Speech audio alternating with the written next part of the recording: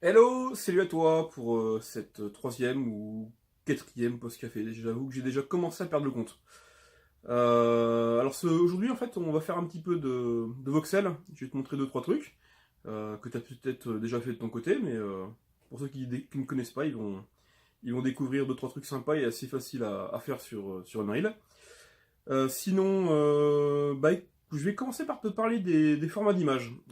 J'étais confronté je sais plus, c'était ce matin, je crois, oui, pour un logo. Il y avait des petites choses un petit peu à faire.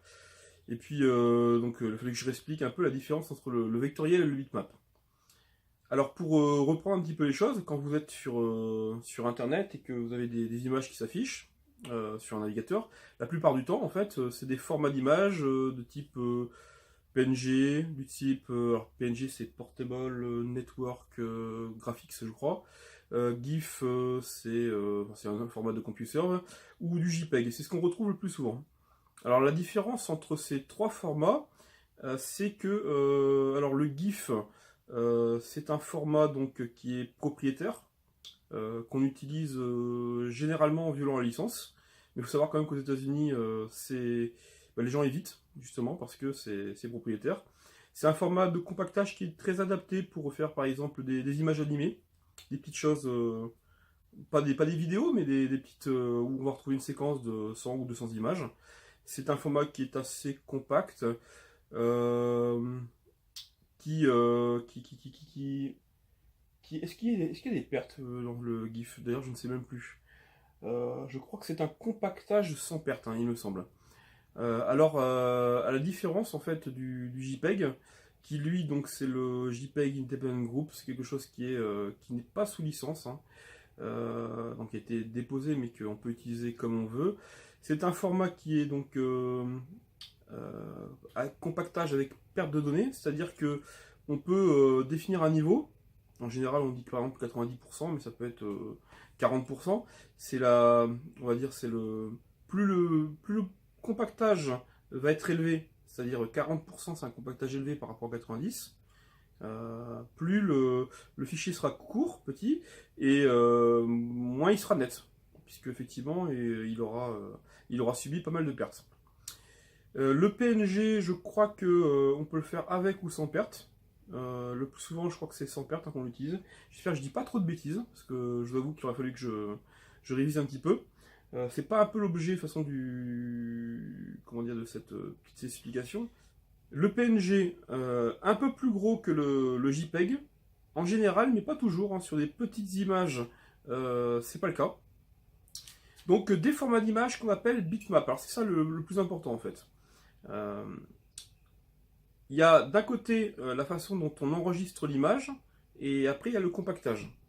La façon dont on enregistre l'image, c'est que si vous avez une grande image qui prend tout l'écran, en général on part du point qui est ici, et puis 1, 2, 3, 4, 5, jusqu'à la fin de la ligne, on passe en dessous et on continue. C'est comme un immense tableau. Sauf que bon, après on applique un compactage dessus, de telle façon que ça ne prend pas en réalité autant de place en mémoire. Il y a des méthodes qui permettent, par exemple, si vous avez, je sais pas moi, 100 pixels noirs, ou là par exemple ici on a 100 pixels blancs qui se répètent, et bien plutôt que de noter blanc, blanc, blanc, blanc, on va noter 100 et à côté blanc. Alors c'est un peu plus compliqué que ça. Ça c'était le cas du PCX à une époque, mais, mais la majorité d'autres formats qui compressent, c'est plus intelligent que ça. Donc, du point par point, on appelle ça du format bitmap. Ça veut dire quoi? Ça veut dire que si vous avez pris une image qui fait 50 sur 50 et que vous l'agrandissez en 5000 x 5000, ben vous allez avoir des gros carrés, voilà, à la place des pixels. Puisque l'image aurait été stockée point par point, on ne connaît pas la forme de l'image. Alors pour un logo, en général, ce qu'on fait, c'est que justement, on veut l'avoir dans une résolution qui peut être beaucoup plus élevé, pour de l'impression offset par exemple, et on va le stocker sous une autre forme, on va le stocker en vectoriel. En vectoriel, alors ça se rapproche justement un petit peu plus un peu de la façon dont on fait en 3D. C'est-à-dire qu'en 3D, on ne stocke pas tous les points d'un triangle un à un, on dit voilà, il y a un point là, il y a un point là, il y a un point là, et le tout forme un triangle.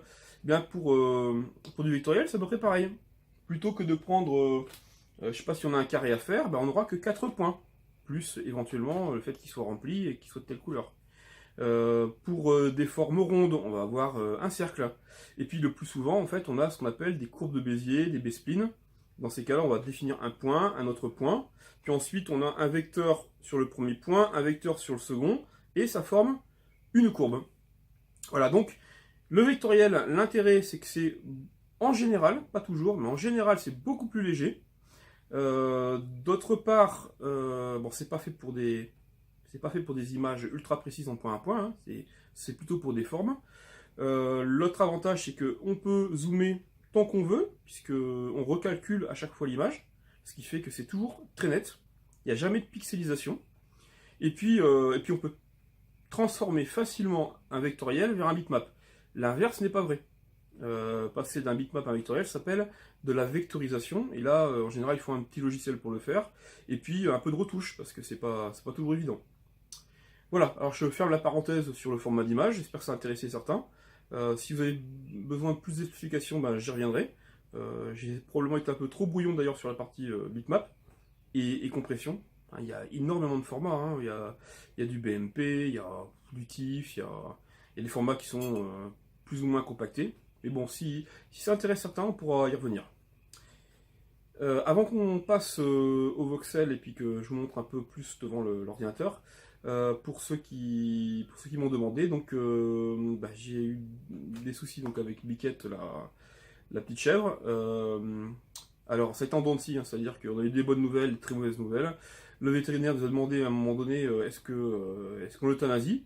Là on savait pas trop quoi faire, est-ce qu'elle souffre et on avait l'impression que c'était presque de l'acharnement thérapeutique si on continuait.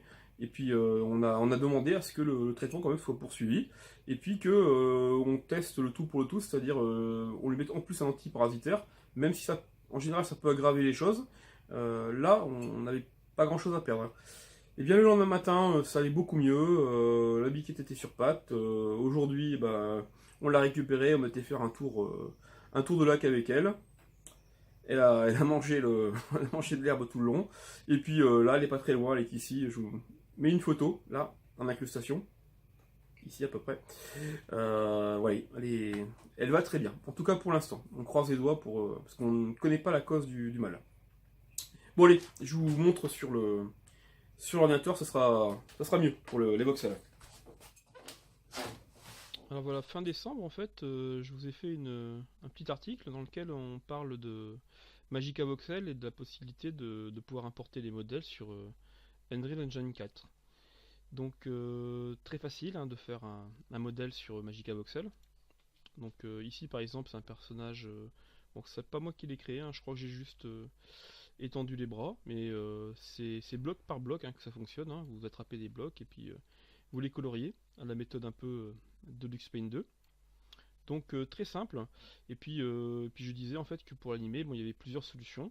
Et quelqu'un m'a interpellé en me rappelant effectivement que il y avait Mixamo qui proposait gratuitement de pouvoir réaliser des animations. Apparemment, je crois que c'est libre de droit.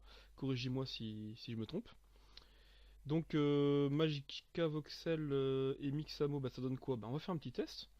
Euh, je suis ici, donc je vais exporter ce modèle là. On va l'animer ensemble. Donc on va l'exporter au format OBJ. Voilà, donc Magica Voxel export, santa.obj. J'enregistre. Alors à quoi ça ressemble? Ça ressemble à trois fichiers, un fichier de matériaux, un fichier objet et puis la texture. La texture, alors la texture est très simple, hein, c'est une ligne. On le voit même pas ici, il faudrait que j'agrandisse. Voilà, c'est juste la ligne des couleurs. Puisque en fait le modèle n'est composé que de couleurs. Donc une fois qu'on a obtenu ça, eh bien, on a juste une petite opération à faire, c'est on zip le tout. C'est pour pouvoir importer sous Mixamo, ici, pour l'importer en un seul objet avec matériaux. Donc j'y vais, 7zip, donc pas en 7z mais en export.zip. Voilà, c'est bon. Ensuite, donc je suis sur Mixamo. Eh bien, bon, je me suis connecté, hein, vous pouvez créer facilement un compte, c'est gratuit. Et donc je fais upload character.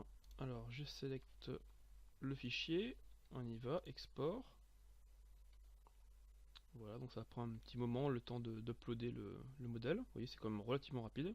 En même temps, c'est pas un objet très complexe. Donc c'est notre petit Père Noël.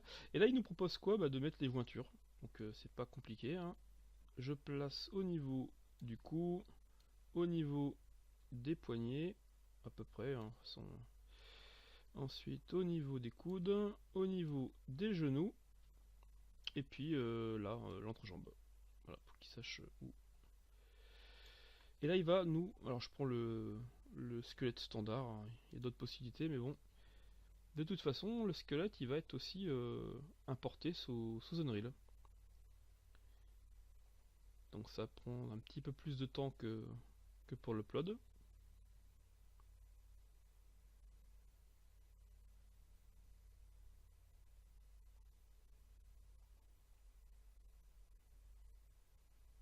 Donc là, en fait, hein, concrètement, il est en train de faire quoi? Il est en train de mettre un squelette derrière et puis calculer pour chaque bone, chaque os du squelette, quelle est la partie, je dirais, du maillage qui est associée à cet os.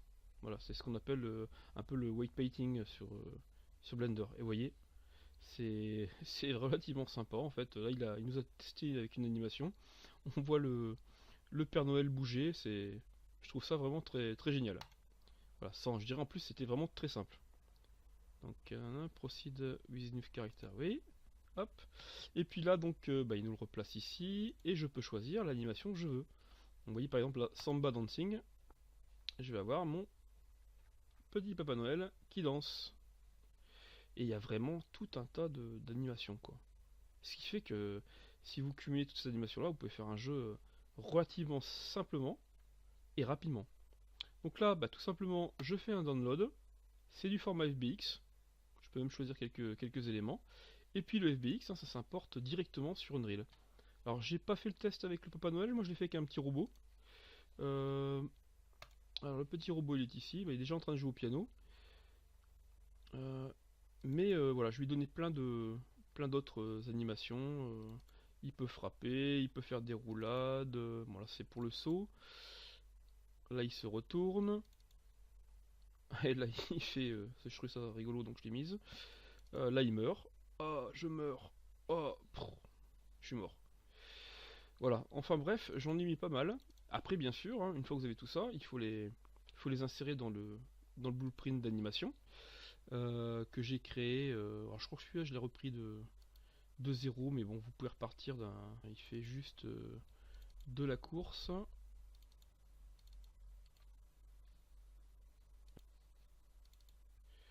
Il fait juste de la course, donc il est capable de sauter, et puis voilà, la partie course avec la vitesse.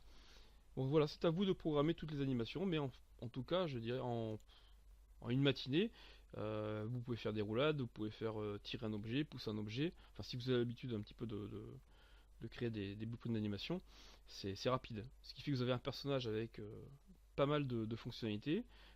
Vous avez plus qu'à rajouter quelques monstres, quelques autres objets, des interactions, et puis en 2-3 jours, vous faites un jeu relativement sympa sans avoir besoin d'être fort en graphisme, quoi. Donc, si vous voulez vous amuser, il y a de quoi faire.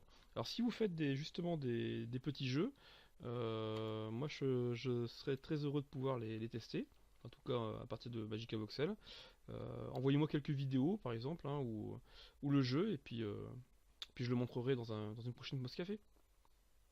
Voilà, bah écoutez, j'ai pas tourné le reste face caméra, donc je vous dis à demain, et puis bon développement. Ciao ciao.